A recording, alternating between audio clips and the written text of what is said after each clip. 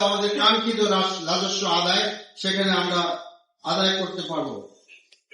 প্রিয় দেশবাসী, জামাত ইসলামী প্রস্তাবিত কিছু সিগনেচার প্রকল্প আছে।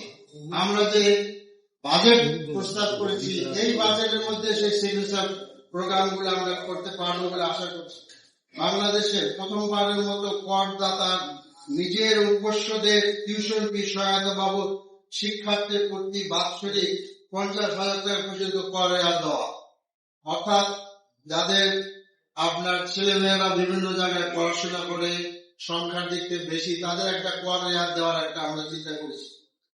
আবারও প্রথমবারের মতো করদাতা পরিষদের পরিবারের সকল সদস্য মাথা পিছু বার্ষিক 50,000 টাকা পরিমাণ দেওয়া, অর্থাৎ আপনার পরিবারের সদস্য সংখ্যা 5 জন হলে আপনার সর্বনিম্ন কর পরিশোধ আয় 4,50,000 প্লাস 2,50,000 অর্থাৎ 70 লাখ টাকা।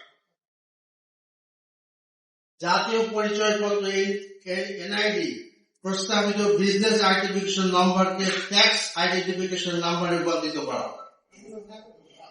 7 লাখ।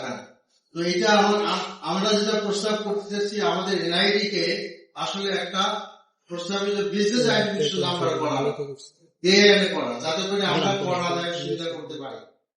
এরপরে আপনার স্মার্ট সোশ্যাল সিকিউরিটি নাম্বার প্রবর্তন করা, ন্যূনতম করযোগ্য আয় 4,50,000 টাকা, যা পর্যায়ক্রমে 6,000 টাকা উন্নীত করা হবে, 6 লাখ টাকা উন্নীত করা হবে। সর্বনিম্ন করের হার 5% পুনঃস্থাপন করা। নারকোটিক্স উৎপাদন ও বিপণনে নিয়োজিত কোম্পানি বা প্রতিষ্ঠান ব্যতীত বাকি সকল কর্পোরেটের ব্যক্তিগত করের হার আর পর্যায়ক্রমে পরিবর্তন করা এবং কমিয়ে আনার লক্ষ্যে উচ্চ কর ব্যবহার করের হারগুলো স্টেক হোল্ডারদের সাথে আমরা আলোচনা করতে চাই। আলোচনা করে একটা যৌক্তিক পর্যায়ে কমিয়ে আনতে চাই।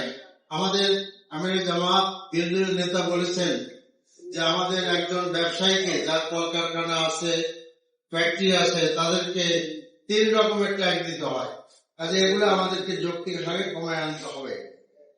এরপরে আমরা সন্তান সম্ভাবনা সকল মায়ের জন্য মাতৃকালীন 2 বছর বিনামূল্যে প্রাথমিক স্বাস্থ্য সেবা দিতে হবে। এরপরে আমরা বয়স্ক ভাতার হার মাসিক 6,500 টাকা থেকে বৃদ্ধি করে এই আর্থিক বছরে আপনার 1,650 টাকা হতে বৃদ্ধি করে 1,000 টাকায় পর্যায়ক্রমে 3,000 টাকা উন্নীত করতে যাচ্ছে। বিধবা দুস্থ মহিলাদের ভাতার হার মাসিক 650 টাকা হতে বৃদ্ধি করে 1,000 টাকা এবং পর্যায়ক্রমে 3,000 টাকা উন্নীত করতে যাচ্ছে। প্রতিবন্ধী ভাতার মাসিক 900 টাকাতে বৃদ্ধি করে 1,000 টাকায় এবং পর্যায়ক্রমে 3,000 টাকা উন্নীত করতে যাচ্ছে।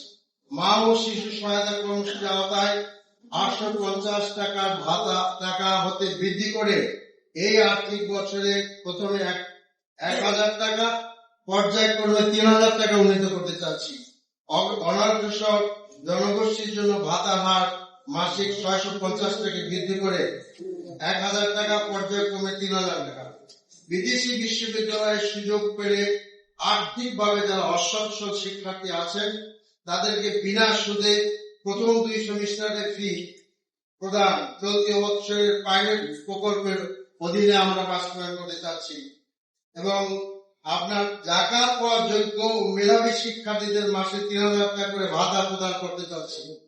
স্নাতক পর্যায়ে বিশ্ববিদ্যালয়ের মাদ্রাসা 1 লাখ মেধাবী শিক্ষার্থীদেরকে মাসে 10,000 টাকা করে সর্বোচ্চ 5 বছর পর্যায়ে হাসান অর্থাৎ সুদ মুক্ত ঋণ প্রদান এবং চলতি বছরের সম্ভাব্য যাচাই কার্যক্রম শুরু পাইলট প্রকল্প বাস্তবায়ন করতে যাচ্ছে। শিক্ষার ক্ষেত্রে বৈষম্য দূরীকরণ, প্রাপ্যতা উপযোগিতা আলোকে প্রয়োজনীয় সংখ্যক মাদ্রাসাকে সরকারিকরণ, অবকাঠামোগত উন্নয়ন সহ সার্বিক বিষয়ে প্রয়োজনীয় পদক্ষেপ গ্রহণের লক্ষ্যে প্রাথমিকভাবে প্রতি জেলায় 1টি করে আলিয়া মাদ্রাসা সরকারিকরণের প্রস্তাব করছে।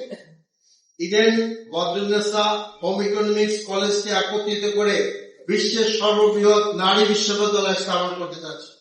5 থেকে 1 কোটি তরুণ তরুণীদেরকে দক্ষতা, প্রযুক্তি নির্ভর আন্তর্জাতিক মানের প্রশিক্ষণ প্রদান।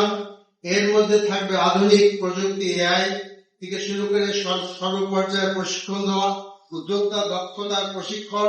চলতি বছরের সম্ভাব্য যাচাই পর্যালোচনা শুরু করতে চাচ্ছে।